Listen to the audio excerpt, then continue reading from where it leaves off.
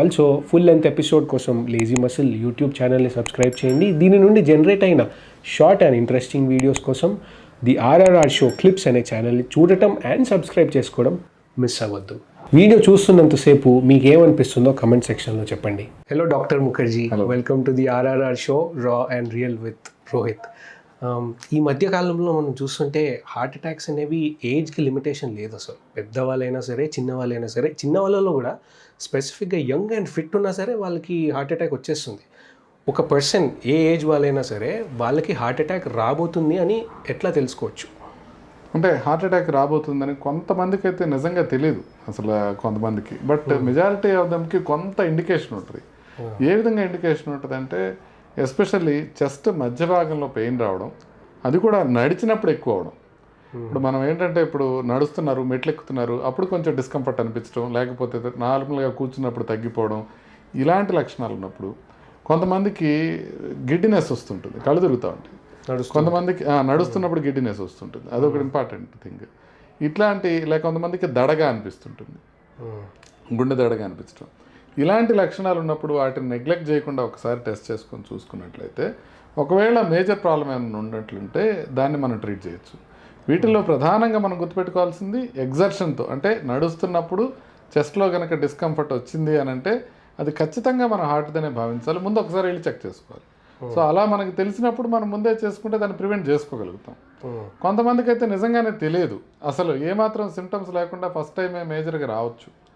అందుకోసం ఏం చేయాలంటే, అసలు ఏమీ లేకపోయినా కూడా, మీకు ఏమీ సిమ్టమ్స్ లేకపోయినా కూడా ఒకసారి పోయి చెక్ చేయించేసుకుంటే సరిపోతుంది. ఒకసారి చెకప్ చేయించుకొని బాగుంది అని అనుకుంటే, యూజువల్లీ బేసిక్ టెస్టులు ఉంటాయి, ఎక్కువ కానీ ట్రెడ్మిల్ కానీ ఇట్లాంటి బేసిక్ టెస్టులు ఉంటాయి. ఆ టెస్టులు చేసుకున్న తర్వాత ఒక 1 year వరకు మనం దాని గురించి పెద్దగా ఆలోచించక్కర్లేదు. సో బేసిక్ టెస్ట్ అంటే మీరు అన్నట్టు ఎక్కువ ట్రెడ్మిల్ టెస్ట్, ఇవి 2 బేసిక్ టెస్ట్. యూజువల్గా ఈసీజీ ఎక్కువ అనేది ఎట్లా ఉంటాయంటే, ఈసీజీ ఎక్కువ ఒక హార్ట్ అటాక్ రావడానికి ఒక అరగంట ముందు కూడా నార్మలే ఉంటాయి.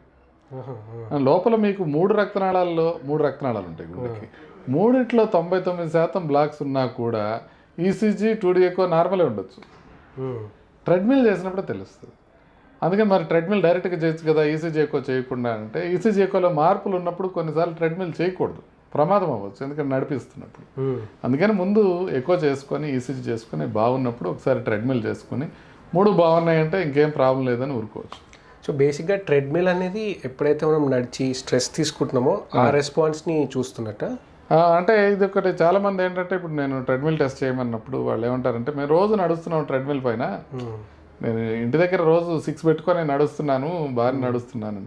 అంటే మీరు నడవగలరా లేదా అని చూడటం కోసం ట్రెడ్మిల్ కాదు. ఇన్ఫ్యాక్ట్ మీరు ట్రెడ్మిల్ టెస్ట్ చేసేటప్పుడు నేను మీరు నడవగలరా లేదా అనేది చూడను. మరి ఏం చూస్తాము అని అంటే, ట్రెడ్మిల్ టెస్ట్ చేసేటప్పుడు ఈసీజీ ఏ విధంగా వస్తుంది అనేది చూస్తాం. అంటే నార్మల్గా హార్ట్ రెస్పాన్స్ చూస్తాం.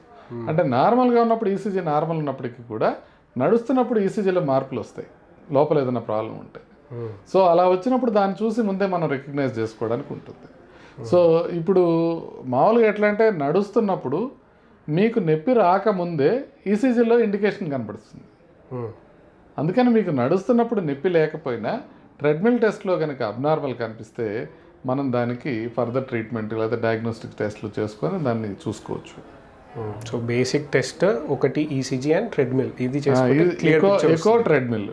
ఈసీజీ అని ఎందుకు అంటలేదంటే, ట్రెడ్మిల్లో is nothing but a bunch of ECGs, కంటిన్యూస్గా ఈసీజీయే రికార్డ్ అవుతుంటుంది ట్రెడ్మిల్ టెస్ట్లో. సో ఈ 3 టెస్టులు అనుకోండి, కొన్ని 2 టెస్టులు కాకపోతే ఈ 3 టెస్టులు చేసుకున్నప్పుడు బాగుంది అని అంటే మనం యూజువల్గా భయపడాల్సిన అవసరం.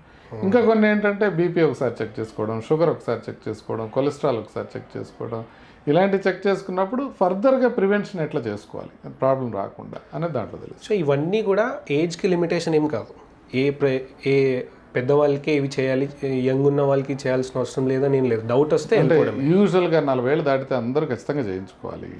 మరి యంగ్ వాళ్ళకి ఏంటంటే, వాళ్ళకి ఏదైనా రిస్క్ ఫ్యాక్టర్స్ ఉన్నప్పుడు తొందరగా చేయించుకోవాలి. ఇప్పుడు నేను ఇందాక చెప్పినట్టు కొంచెం ఏమైనా చెస్ట్ డిస్కంఫర్ట్ వస్తుంది, లేకపోతే ఫ్యామిలీలో ఎవరికైనా హార్ట్ ప్రాబ్లం వచ్చింది, లేకపోతే బీపీ ఉంది, లేకపోతే స్మోక్ చేస్తారు, లేకపోతే వేప్ చేస్తారు, లేకపోతే ఏదైనా వేరే ఏమైనా తీసుకుంటున్నారు, అట్లా, లేదా ఒబీస్గా ఉన్నారు, లావుగా ఉన్నారు, ఇట్లాంటి లక్షణాలు ఉన్నప్పుడు లేదా రిస్క్ ఫ్యాక్టర్స్ ఉన్నప్పుడు, ఇలాంటివి ఉన్నప్పుడు మనం చెక్ చేసుకోవాలి తక్కువ వయసులో.